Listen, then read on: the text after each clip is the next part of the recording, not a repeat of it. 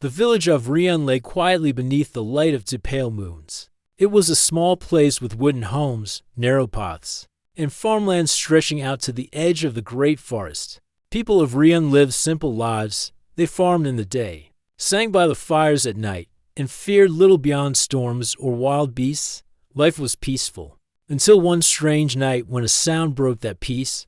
Duran, a young guard of the village, walked along the southern wall with a spear in hand. His duty was simple, to keep watch and make sure no animal or thief came near. On most nights he saw only owls flying in the distance or heard the rustle of leaves. But that night he heard something new. A cry came from the forest, long and strange, unlike the call of any bird or beast. It rose into the air, almost like a voice, and then fell silent again. The sound made his chest tighten. He had no name for it, but it filled him with unease. Duran stood frozen, listening. A cool wind brushed against his face, carrying another cry across the trees. This time it was louder, closer, and sharper. He felt his heart beat fast. He wanted to call out, but the sound seemed to hold him. Still, he looked toward the forest edge and thought he saw tall shapes moving among the shadows. They did not move like animals. They walked upright, slow and heavy, as though searching. He gripped his spear tighter and stepped back, unsure if his eyes played tricks. The next morning, Duran told the elders about the sound and the moving figures. The old men and women listened but did not all believe him. Some laughed softly, saying he had only been tired and frightened by the wind. Others grew quiet, for they too had heard strange cries in the distance during the night. The healer Leora spoke with a serious face. She said the sound was not the call of any beast she knew. She believed something new had come near their land. The villagers began to whisper, and fear started to take root in their hearts. That evening, the cries returned. The people of Rion gathered outside their homes, staring into the dark line of trees. The voices rose and fell, sharp and deep, sometimes near and sometimes far. The children hid behind their parents. The men fetched spears and axes. The women lit more torches, as if the light could keep the cries away. Everyone felt the same question press against their minds. Who or what was out there in the night? Duran climbed the wall again, determined to see clearly. He stood watch as the moons rose higher, their light spilling over the fields. Then he saw them. At the edge of the forest, tall figures stepped into the moonlight. They were shaped like humans, but not the same. Their arms seemed longer, their skin pale in the dim glow, their heads tilted as if they listened to every sound. They stood still for a moment, then lifted their faces and let out a cry. The sound carried across the fields, chilling everyone who heard it. The figures turned and vanished back into the shadows. The villagers panicked. Some wanted to flee. Others wanted to fight. The elders argued. Leora told them that the figures did not attack, and perhaps they did not mean harm. But others shouted that no good could come from such cries. Fear grew stronger than reason. Torches burned through the night, but no one slept well. Days passed, and each night the cries returned. Sometimes one voice, sometimes many, rising together like a mournful song. The people began to call the strangers the humanoids, for they looked like humans yet were not. The name spread quickly, and with it spread fear. Farmers refused to work alone near the forest. Mothers warned their children not to wander far. Duran, though still young, felt the heavy duty of guarding his people. He knew the humanoids had not attacked, but their silence and cries were enough to turn peace into unrest. On the seventh night, the cries came closer than ever. The villagers lit a great fire near the southern fields. They stood together with weapons in hand, waiting for what might come. Then, through the smoke and light, one humanoid stepped forward. Its tall body glimmered in the firelight. Its eyes shone faintly, as if holding their own light. It did not raise a hand to strike. It only stood, staring at the humans, and then it cried once more, a sound that echoed through the hearts of all who listened. Duran felt the air grow heavy. He wanted to speak, to ask who they were, why they came. But the sound pressed too hard against his chest. The villagers trembled, gripping their weapons. But none dared to move. The humanoid gave one last cry, then turned and walked back into the dark trees. Silence fell, but the fear remained. That night, no one in Rion found sleep. They knew the peace of their village had ended. Something had arrived, something that would not leave, and its cries would haunt them through the nights to come. The night after the humanoid appeared, the village of Rion was restless. No one wanted to sleep. Torches burned on every corner, and men stood with spears in their hands. Women and children sat inside their homes, whispering about the pale figures. Some thought they were ghosts, others thought they were spirits of the forest. Fear spread faster than truth, and every sound of the wind made people jump. Turan remained on guard near the southern fields. He could not forget the way the humanoid had looked at them, silent and strange. Before letting out that long cry, the image stayed in his mind, and though it frightened him, he felt there was something more in those cries than danger. Leora, the healer, came to stand beside him. She carried no weapon, only a small lamp. Her calm face looked at the forest with steady eyes. "They did not attack," she said softly. "Perhaps they are only warning us." Turan frowned. "Warning us of what?" Leora shook her head. "That I do not know, but I feel they are not beasts. There is a purpose in their cries." The young guard wanted to believe her, yet the memory of the villagers' fear pressed against him. People would not listen to calm words. They were preparing for battle, not peace. That night, the cries returned, louder than before. They echoed over the fields. The sound made the torches tremble. In the wind, the villagers clutched their weapons tightly, waiting for an attack. Suddenly, one humanoid stepped out of the forest again, this time closer than before. The firelight revealed more of its form. Its skin was pale, smooth like stone. Its body was tall and strong, but its movements were slow, almost careful. Its eyes glowed faintly, reflecting the flames. The people gasped. Some raised their spears. Leora stepped forward quickly, holding up her hands. "Wait, do not strike. Let us see what it wants." The humanoid stopped at the edge of the fire. For a moment, it only looked at them. Then it opened its mouth and let out the cry again.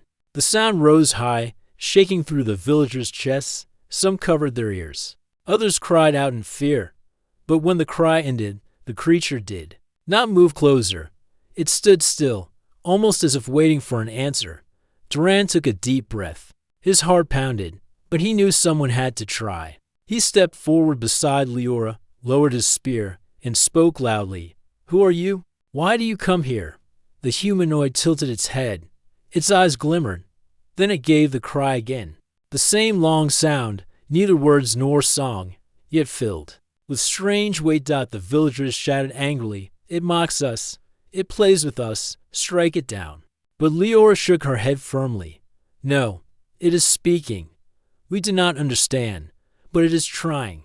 The tension grew. More figures appeared at the forest edge, their tall bodies outlined by moonlight.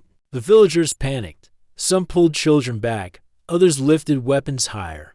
The cries rose from the group, many voices at once, filling the night with an eerie harmony. It sounded mournful, not violent, yet fear twisted every ear that heard. Turan looked from the humanoids to his people. He felt trapped between two fires. If he joined the call for attack, blood would be shed. If he defended the strangers, the people might turn against him. Still, his heart told him the cries carried a message. The standoff ended when the humanoids suddenly stepped back. One by one they faded into the shadows of the forest, their cries fading with them until only silence remained. The villagers lowered their weapons slowly. Murmurs filled the air. "They are waiting to strike," one man said. "They want to frighten us first," another added. "No," said Leora firmly. "They want to speak, but we are deaf to their language." No one agreed with her. Fear had clouded their judgment. The elders gathered and warned everyone to remain prepared. They decided to place guards around the village every night. No one was to leave after dark. If the humanoids returned, they were to be treated as enemies. Turan lay awake that night, staring at the ceiling of his small home. He thought of the glowing eyes, the tall figure standing still in the firelight, and the cry that echoed with something deeper than anger. He felt the humanoids were not here to destroy them, but to say something. What that something was, he could not guess. The following day, the village worked in silence. Farmers went to their fields, but with nervous glances at the forest, hunters carried extra arrows. Mothers kept their children close. The life of Rian was no longer peaceful. Every laugh, every song, every simple joy seemed covered by a shadow. The cries of the night had stolen the calm of their days. That evening, when the sun set behind the hills, everyone waited. The torches were lit, guards took their posts, and families prayed for safety. The forest stood dark and quiet at first. Then, as the moons rose, the cries began once more. This time they came from all sides of the village, circling it like a storm of voices. The sound was heavy, pressing down on the hearts of the people. Turan gripped his spear, his eyes fixed on the shadows. Leora stood near him, her lamp glowing. Faintly, "They will not stop until we listen," she whispered. But the question hung heavy in Turan's mind. Could humans ever listen to cries they could not understand? The days that followed were heavy with worry. The village of Rian no longer carried the sound of laughter or the warmth of music. Every sunrise brought tired faces, for few had rested well. Each night the cries of the humanoids echoed from the forest, and each cry seemed sharper, closer, and harder to ignore. The people no longer trusted the silence of the day. Even the animals of the fields acted strangely, their ears twitching at sounds unseen. Duran walked the boundary of the village. Each morning, he checked the fields and the walls, hoping to find answers. But what he found only made his heart sink. On the third day, a farmer shouted for him to come quickly. A small herd of goats had vanished. Their tracks ended near the forest, but there was no blood, no struggle, no sign of wolves. The villagers immediately blamed the humanoids. They come at night and steal what they want. One man said angrily, "They will soon take more than goats." Another warned. Turan tried to calm them, though doubt stirred inside him. He had seen no humanoid enter the village, only their cries from afar. Still, he could not explain the missing animals. The next day, tools began to disappear. A farmer's plow was gone from the field, and a basket of iron nails vanished from near the wall. The villagers grew restless. Some said the humanoids were preparing for war, gathering supplies. Others whispered that the strangers were playing with them, testing their patience before striking. Each missing item, no matter how small, added to the weight of fear pressing on the people. Leora, however, refused to believe it. She told the villagers that there were other possibilities. She argued that they had no proof the humanoids were behind these disappearances. But her words met only with shaking heads and mutters of distrust. The people remembered only the glowing eyes and the chilling cries, not her calm voice. That night, the cries returned. They were louder than ever, circling the village in strange patterns. Some villagers swore they could hear words hidden inside the cries, though none could understand them. Mothers pulled their children inside. Men stood with weapons, their hands shaking from both fear and anger. Turan climbed the wall to look into the darkness. He thought he saw shapes moving between the trees, but when he blinked, they were gone. His thoughts grew restless. If the humanoids truly meant to attack, why had they not done so? Why cry night after night without striking? The sound was frightening, yes, but it had not yet been followed by harm. Still, the missing goats and tools were real, and the people demanded someone to blame. On the fifth night, something worse happened. The grain store near the northern wall was broken open. Bags of wheat had been torn apart, and half the harvest was ruined. No one saw who had done it. Tracks near the store were strange. Not the hooves of animals, not the feet of men, but long and sharp, pressed deep into the soil. When the villagers saw the marks, their anger exploded. "This is the work of the humanoids," one elder declared. "They cry at us to bring fear, then they strike at our food. They wish to starve us before the final attack," the crowd shouted. In agreement, fear had turned to fury. They spoke of marching into the forest to drive the humanoids out. They wanted to take the fight to them before it was too late. Turan stood before them, trying to calm the storm of voices. "We do not know for sure it is them. Look at the marks. Do they walk with such feet? Do they leave such signs? But his words fell on ears closed by fear. Only Leora stood with him, her face pale but steady. You are letting your fear blind you, she told the people. The cries may be warnings, not threats. Something else may be near us. Something worse than them. The villagers ignored her. They sharpened their blades and set more guards. By now, no one trusted the dark forest. Even the sound of wind through the trees was enough to make them grip their weapons tighter. Turan lay awake that night, thinking of the strange tracks. They did not match the steps of the humanoids he had seen. The humanoids were tall, slow, and careful, not the kind to break into stores with claws. He wondered if something else walked in the night, hidden in the cries, something the humanoids feared as much as the humans did. But he could not prove it, without proof. His words meant little against the fear of the crowd. The next evening, the cries returned again. This time, they sounded almost desperate. Many voices rose together, not in harmony, but in chaos, as if warning of something unseen. The villagers covered their ears. Unwilling to listen, they shouted back at the cries, their anger louder than their fear. As the night stretched on, Turan stood on the wall, staring into the forest with unease. He felt the cries were not meant to harm them, but to protect them from something that moved in the shadows, something that left claw-like marks and vanished without trace. The humanoids might not be enemies, but if the villagers refused to see the truth, the real danger would strike them all unprepared. The people of Ria no longer questioned who their enemies were in their hearts. They believed the humanoids were to blame for every missing tool, every ruined crop, and every strange sound in the night. Fear had hardened into anger. Groups of men now patrolled the village borders, spears and bows always ready. The elders ordered traps to be placed near the forest paths, hoping to catch one of the strangers and end the mystery.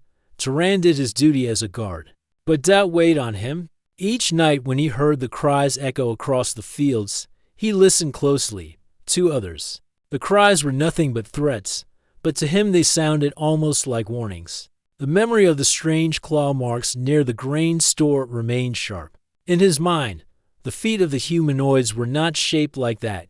He was sure of it. Yet no one else wanted to believe. One night, when the moons rose high and silver light spread across the land, Turan made a choice. He left the wall and followed the cries into the forest. He moved carefully, his spear in hand. But his steps were slow and thoughtful. The deeper he went, the louder the cries became. They were not random, but seemed to call to one another, voices, rising and answering like signals. Then he saw them. A small group of humanoids stood in a clearing. Their tall forms were gathered in a circle. One of them lifted its head and cried loudly, the sound carrying far into the night. Another answered, but their cries were filled with fear, not challenge. Turan crouched low, watching silently. Suddenly, the ground shook lightly. A strange metallic sound came from deeper in the forest. The humanoids turned at once. Their glowing eyes fixed on the darkness. From between the trees, shapes began to appear. They were not beasts of flesh, but machines of steel. Their bodies shone under the moon, made of dark metal, with legs that moved like blades. Their eyes glowed red, and their movements were sharp and cold. Turan's breath caught in his throat. He had never seen such things before. The machines advanced slowly, and with every step, the cries of the humanoids grew louder. It was not anger. It was fear. The humanoids spread out, trying to push the machines back with strange sticks that glow with blue light. Beams shot out, striking the machines, but the steel bodies resisted. One machine leaped forward and caught a humanoid in its claws. The tall figure cried in pain, the sound carrying through the forest. Before the machine dragged it away into the shadows, Turan's heart pounded. The truth struck him hard. The humanoids were not hunting the villagers. They were being hunted themselves. The cries that had haunted Rian's nights were not threats, but warnings. A desperate attempt to drive humans away from danger. He wanted to run back to the village at once, to tell everyone what he had seen. But as he turned, a branch snapped under his foot. One of the machines twisted its head. red eyes locking onto him. The metal legs moved quickly, carrying it toward him. Turan stumbled back, raising his spear, but he knew it would not be enough. Before the machine could reach him, a humanoid leaped into its path. The tall figure struck with its glowing weapon, forcing the machine back. It turned to Turan, its pale eyes meeting his. For a moment, neither spoke, yet Turan understood. The humanoid was saving him. The figure cried once more, but this time, the sound was different. It was sharp, urgent, like a command to flee. Turan did not hesitate. He ran through the trees, his heart racing, until he reached the edge of the forest and the safety of the open fields. Behind him, the cries and metallic sounds echoed like a storm in the night. When he returned to the village, the people gathered. Around him, his face was pale, his clothes torn from branches, and his voice carried urgency. The humanoids are not our enemies, he told them. They fight against machines, machines of steel and fire. I saw it with my own eyes. The cries are warnings. They try to keep us away from danger. But the elders frowned. Some shook their heads. You were tricked, one said. They showed you what they wished you to see. They are clever, another added. They want your trust. So you will open the gates to them. Turan's words found no place in their hearts. Only Leora believed him. She placed a hand on his arm and looked into his eyes. You saw the truth. That is enough for now. The day will come when they must all see it. That night, the cries returned, but Turan heard them with new ears. To him, they were no longer the voices of terror. They were the desperate calls of a people fighting against a hidden enemy, the same enemy now moving closer to Rion. The village slept uneasily, unaware of the danger waiting just beyond the trees. The village of Rion waited in silence. Each night the cries of the humanoids had grown stronger. And now Turan knew why. He had seen the machines with his own eyes. Tall creatures of steel that hunted without mercy. Yet his people still refused to believe. They sharpened their weapons and built stronger walls, thinking the humanoids were the threat. Only Leora stood by Turan's side, sharing his belief that the true danger was still hidden in the forest. The night of the attack began like any other. The villagers gathered near fires, keeping children clothes and weapons ready. Turan walked the wall, scanning the dark trees. The cries rose once more, but now he understood them differently. They were sharper, more urgent, as if calling out in fear. He gripped his spear tightly and whispered to himself, "They are warning us." Then the ground began to tremble. At first it was light, like the beat of distant drums. Soon it grew heavier, shaking the soil beneath their feet. The villagers looked around in confusion, whispering nervously. Suddenly, from the southern woods, red lights flickered. Shapes moved between the trees, metallic and sharp. The machines had come. They burst from the shadows with speed and force. Their legs struck the ground like blades, their glowing eyes searching for prey.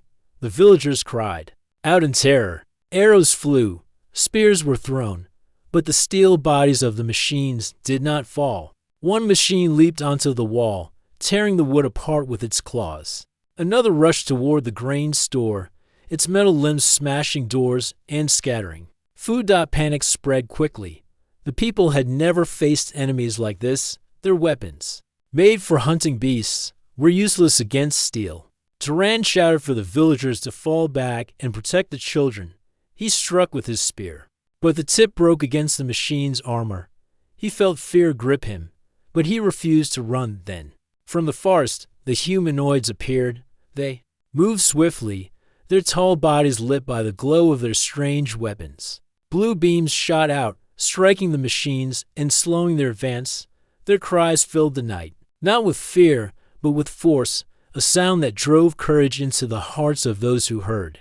For the first time, humans and humanoids stood side by side. One machine cornered a group of villagers, its claws raised to strike.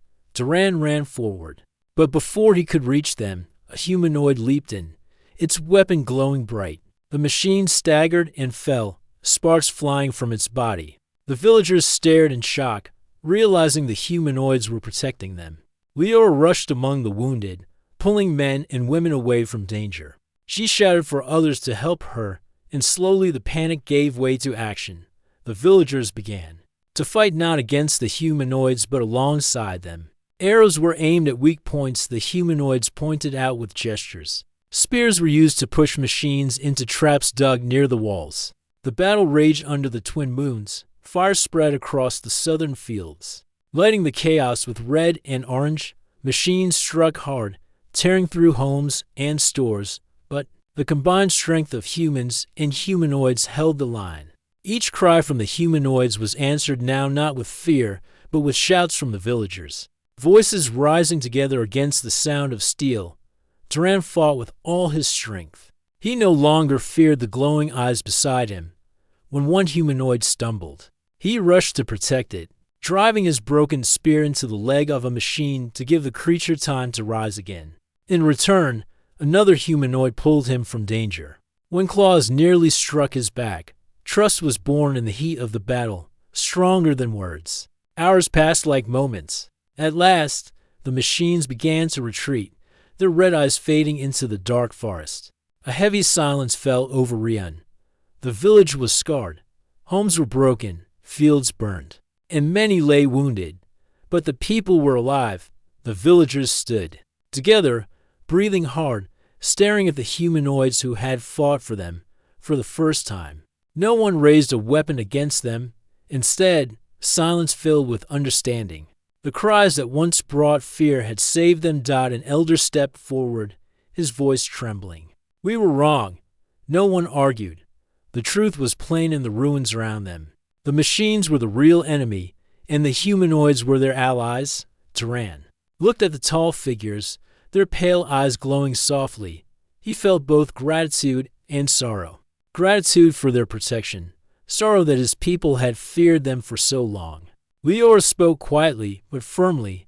They warned us. We did not listen. Now we must stand with them, for this battle is only the beginning. The humanoids let out a final cry, deep and powerful. This time the villagers did not tremble. They listened, and though they could not understand the words, they understood the meaning. It was not a cry of terror, but of unity. The night ended, with flames still burning, but a new bond had been forged. Humans and humanoids had stood together, and the war for survival had begun. The battle had ended, but the village of Rion was not the same. Smoke still drifted from broken homes, and the scent of burned wood clung to the air. Families worked together to clear rubble and care for the wounded. Though sorrow weighed heavy, there was also a new sense of strength. The villagers had survived only because the humanoids had stood with them for the first time. The strangers did not vanish back into the forest when the fighting was done. They remained near the village, standing tall and silent, their pale eyes watching. The people of Rion looked at them with mixed feelings, but the fear that once ruled their hearts had softened. They had seen the humanoids fight the machines, not the humans, and that truth could not be ignored. Duran gathered the villagers in the square. His voice was steady though his body ached with weariness. We owe them our lives. The machines would have destroyed us if not for their help. They are not our enemies. The elders, who once doubted him, stood quietly. Their pride kept them from speaking quickly, but even they could not deny what their eyes had seen. Leora stepped forward, her hands folded, and said what many now felt. They came not to harm us, but to warn us. They cry because they know the danger better than we do. At that moment, one of the humanoids stepped closer. Its tall figure cast a long shadow in the firelight. It lifted its arm and pointed to the broken walls of Rion, then to the dark forest beyond. The meaning was clear. The machines would return. The villagers understood, even without words, if they hoped to survive. They would need to stand together. In the days that followed, a strange bond began to grow. The humanoids did not speak the human tongue, but they used gestures, signs, and sounds to share meaning. They showed the villagers where to place new defenses, marking weak spots along the walls. They drew shapes in the dirt, sketches of the machines and their claws, warning where to strike. The children, once afraid, now watched the humanoids with wide eyes filled with wonder. Some even laughed when the tall figures copied their movements, bending low or lifting stones with ease. The cries, once heard as threats, now sounded different. To the people, They carried strength and guidance. Turan spent long hours beside the humanoids, learning their ways. He saw how their weapons worked, glowing rods that shot beams of blue light. Though the humans could not make such tools, the humanoids taught them to use fire, stone, and wood more wisely. Traps were built with stronger spikes, walls reinforced with hidden pits. The villagers began to see their simple tools as part of a greater fight. At night, when the moons rose, the cries echoed once more.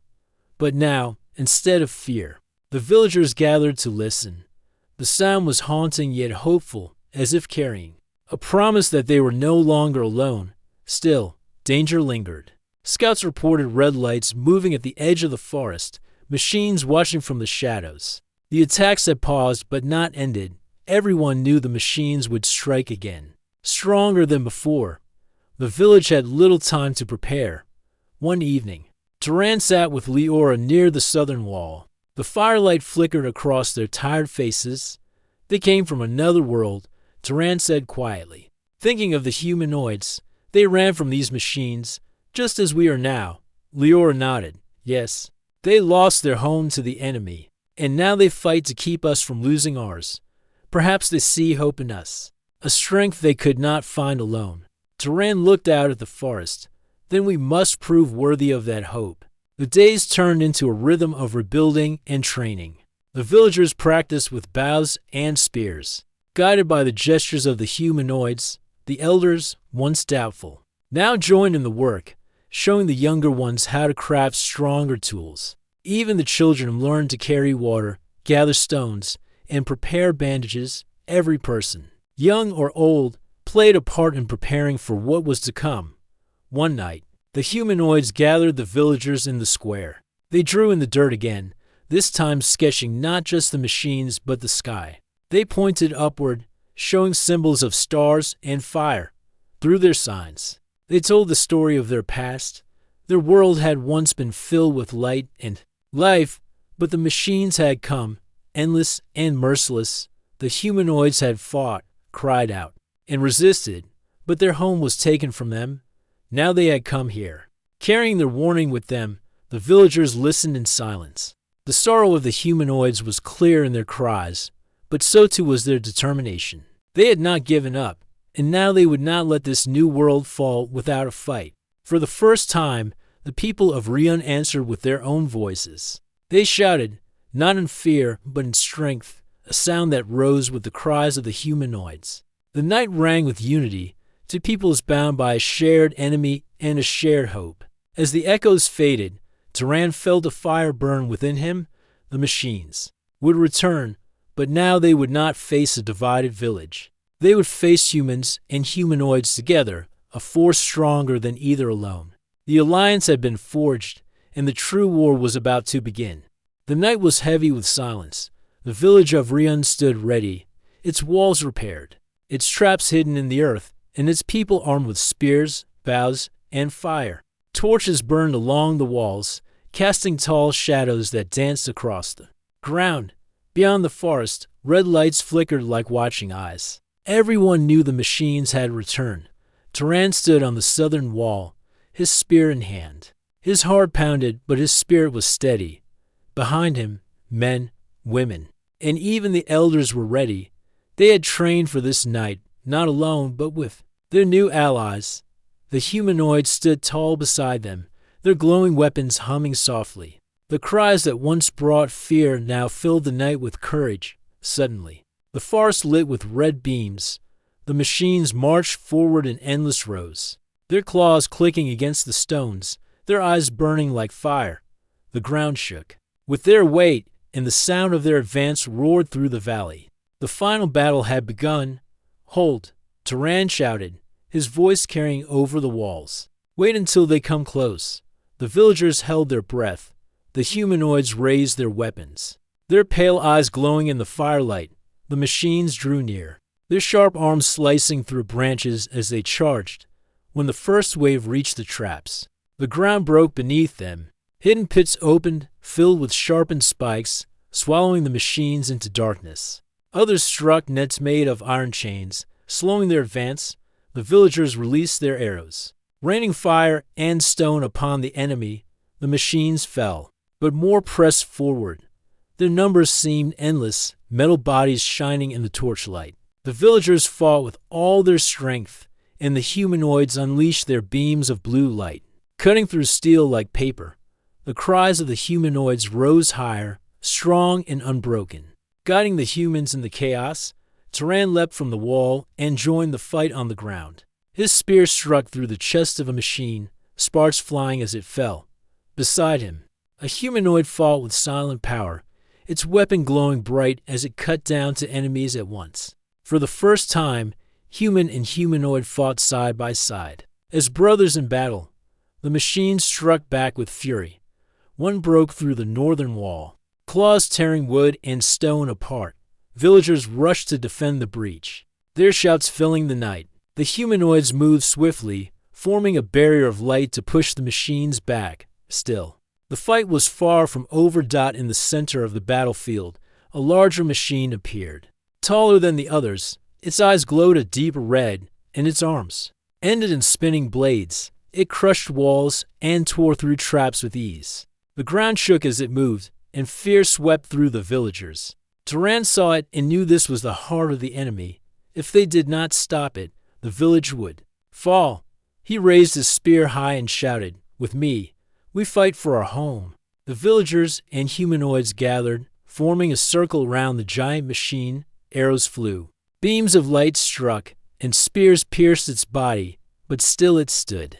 Roaring with mechanical fury, sparks flew from its chest as it swung its blades, striking down anything in its path. Leora, standing near the well, called out, "Aim for the core. Strike the light in its chest." Her voice rose above the noise, guiding them.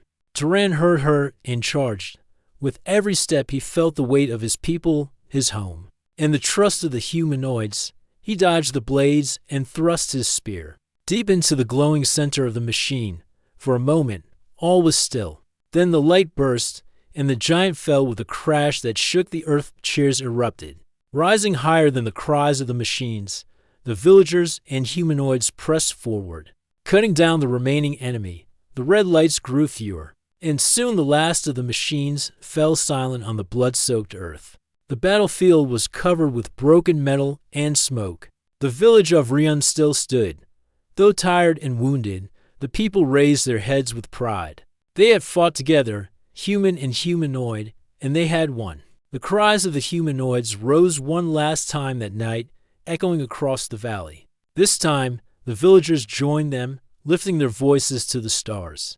It was no longer a sound of fear, but of victory, unity, and hope. As dawn broke, the sky glowed with soft light. The battle was over, but the future was unknown. The machines had been defeated here, yet none knew if more would come from beyond the stars. Still, for now, peace returned, and the bond between human and humanoid was unbreakable. Turan stood at the edge of the forest, looking out toward the horizon. His heart was tired, but his spirit burned bright. He knew that whatever came, they would face it together. Humanity had proven its strength, and in the darkest night, they had found allies who cried not in sorrow, but in hope. The cry of the humanoids had become the cry of humankind.